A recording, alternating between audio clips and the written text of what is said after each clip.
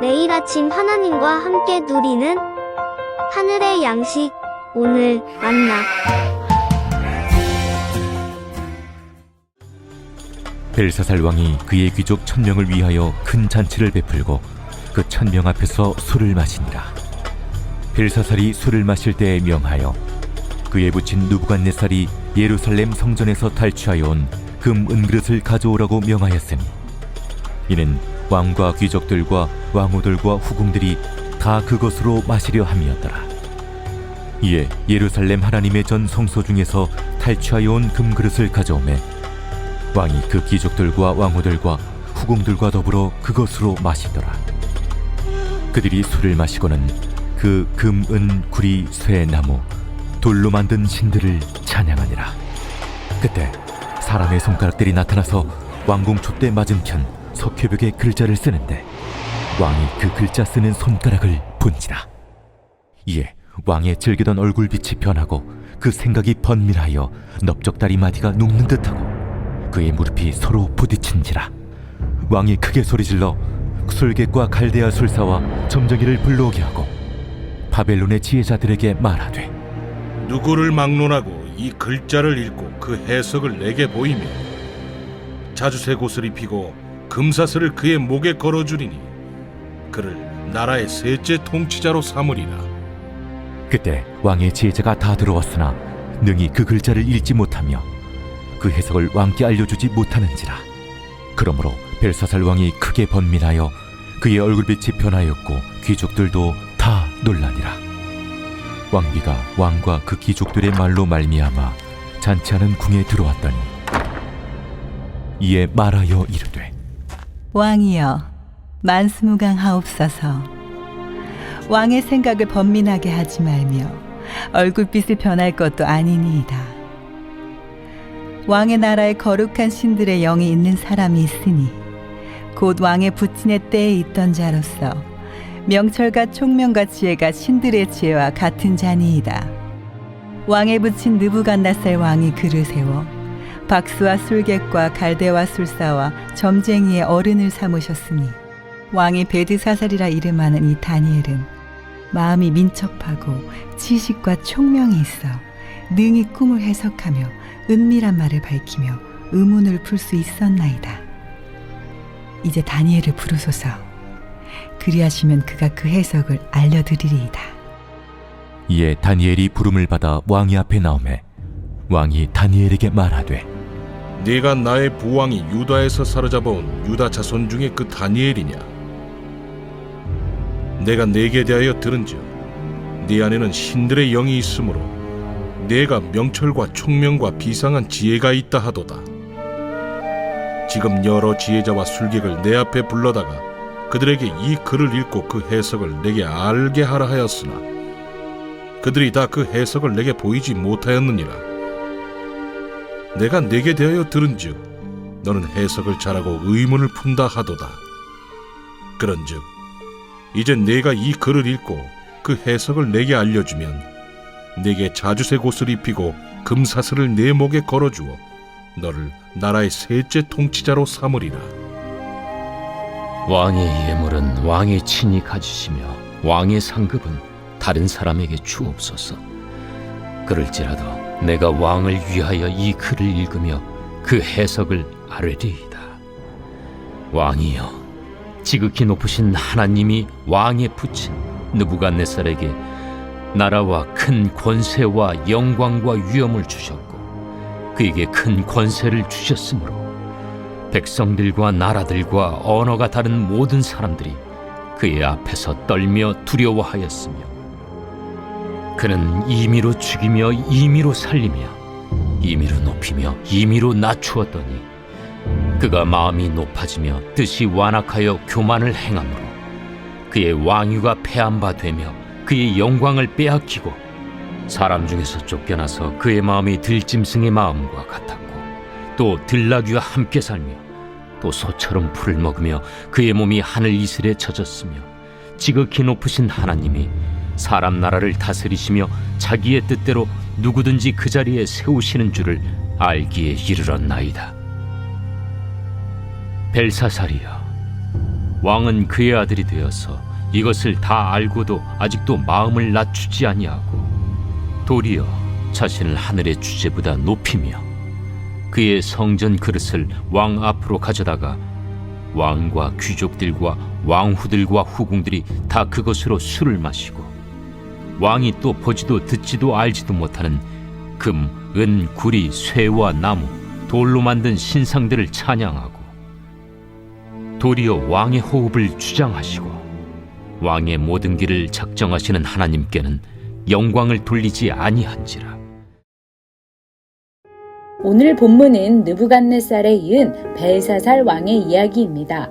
벨사살 왕의 실존성을 의심하는 이들도 있지만 벨사살 왕은 실제로 존재한 인물입니다.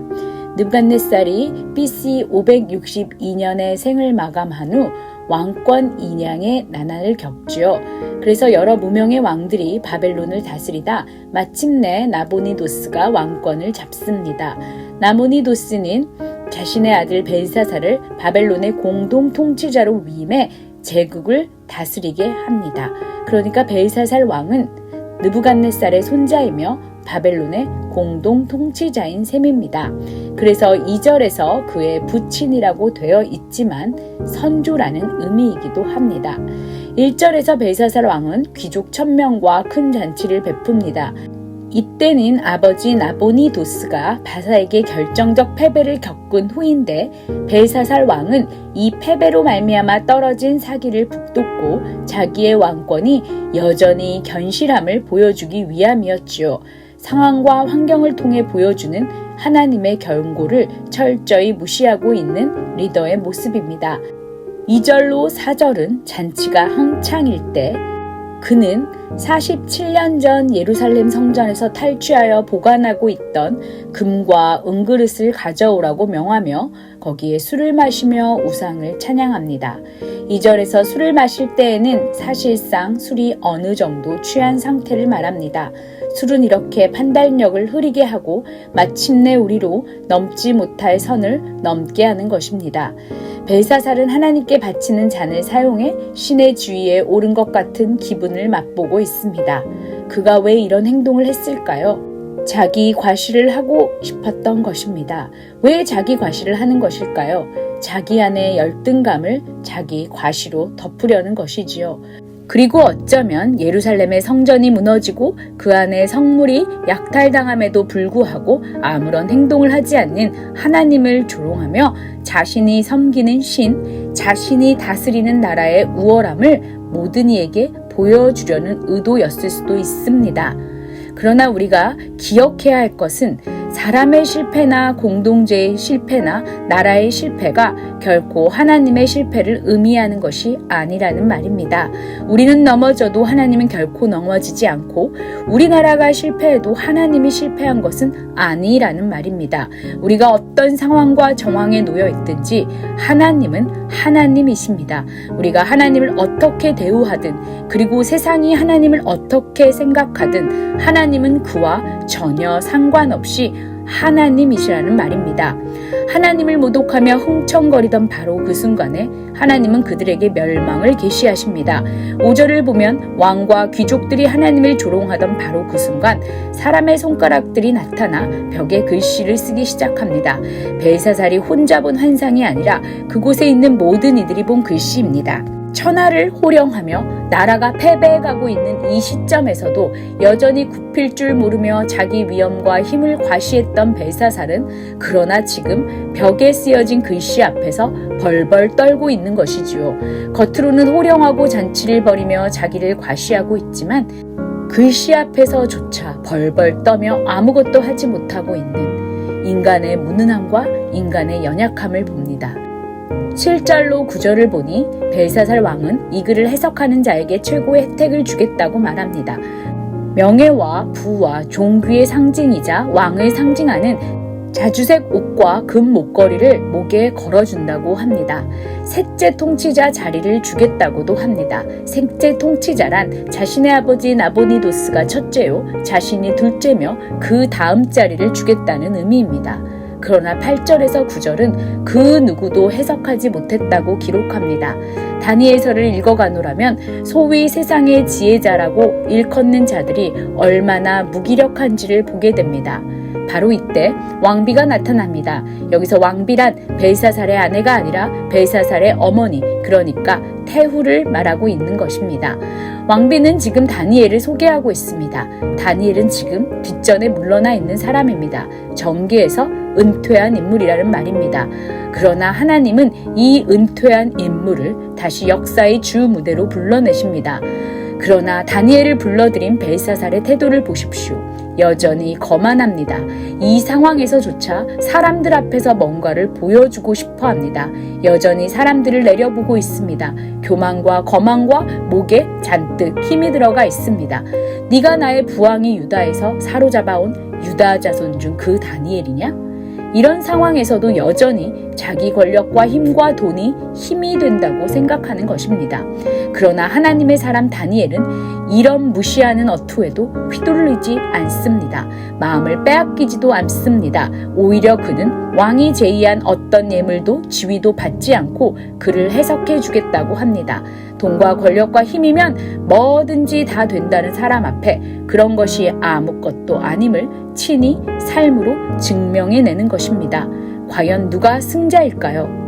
우리가 세상에서 힘이 없는 그리스도인으로 살고 있는 것은 어쩌면 예수를 믿는 우리들도 여전히 힘과 돈과 권력을 사랑하고 이를 얻기 위해 세상 사람들과 겉으로든 속으로든 똑같이 몸부림치며 살고 있기 때문은 아닌지를 생각하게 하는 구절입니다. 저와 여러분은 어떤 가치로 실제적으로 삶을 살아가고 있나요? 다니엘은 글을 해석하기 전에 먼저 왜 이러한 글이 나타나게 되었는지 그 원인을 설명합니다. 돈과 권력과 힘 앞에서 무릎 꿇지 않는 자만이 해야 할 말을 할 수 있습니다. 오직 하나님만이 다니엘의 상사이기에 이것이 가능한 일입니다. 상사가 내 운명을 잡고 있다고 생각하면 절대 할 수 없는 이야기입니다. 그러나 다니엘은 오랜 세월 하나님과 동행하며 삶으로 직접 경험했습니다. 오직 하나님만이 나의 상사임을 말입니다. 그래서 그는 두려워하지 않고 말을 하기 시작합니다.